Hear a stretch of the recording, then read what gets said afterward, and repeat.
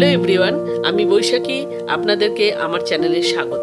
বন্ধুরা, আজকে আমি হালুয়া রেসিপি নিয়ে হাজির হয়েছি। এটা খুব অল্প সময়ের মধ্যে তৈরি করে নেওয়া যায়, তাই রেসিপিটা শুরু করা যাক। প্রথমে গ্যাসে একটা প্যান বসিয়ে দিয়েছি, এরপর 1 চামচ ঘি দিয়ে দিলাম। ঘিটাকে সামান্য নাড়াচাড়া করে কয়েকটা কাজু আর কয়েকটা কিশমিশ দিয়ে দিলাম। এরপর একটু নাড়াচাড়া করে ভেজে নেব। বন্ধুরা, ভিডিওটা ভালো লাগলে একটা লাইক করে দেবেন আর চ্যানেলটা সাবস্ক্রাইব করে রাখবেন। এরপর কাজু কিশমিশটা আমার ভাজা হয়ে গেছে, একটা প্লেটে তুলে রেখে সরিয়ে দিলাম। এরপর ওই প্যানেই 1 বাটি সুজি দিয়ে দিলাম। সুজিটাকে ভালোভাবে নাড়াচাড়া করে যেতে হবে।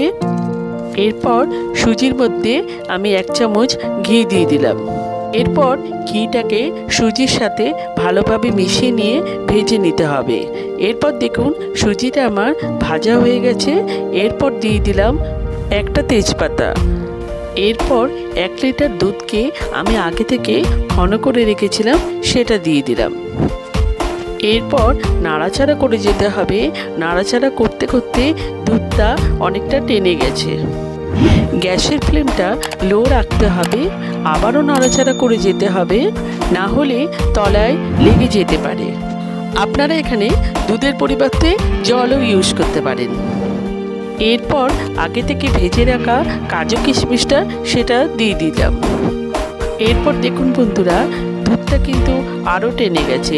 এই সময় পরিমাণ মতো চিনি দিয়ে দিলাম। আমি এখানে 4 চামচ চিনি ব্যবহার করেছি। মিষ্টিটা আপনারা নিজেদের পছন্দ মতো দিয়ে দেবেন। এরপর চিনিটা যতক্ষণ না মেল্ট হচ্ছে নাড়াচাড়া করে যেতে হবে। বন্ধুরা, হালুয়া কিন্তু আমরা কম বেশি সবাই পছন্দ করি। এইভাবে আপনারা বাড়িতে বানাবেন, আশা করি আপনাদের খুব ভালো লাগবে। এরপর আমার সুজির হালুয়াটা একদম রেডি হয়ে গেছে। এরপর একটা প্লেটে সার্ভ করে দেখাচ্ছি। আমি এর ওপরে কিছুটা কাজু পেস্তা ছড়িয়ে দিলাম।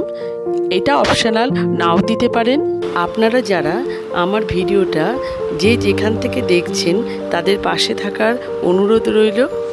Till then, take care, bye by.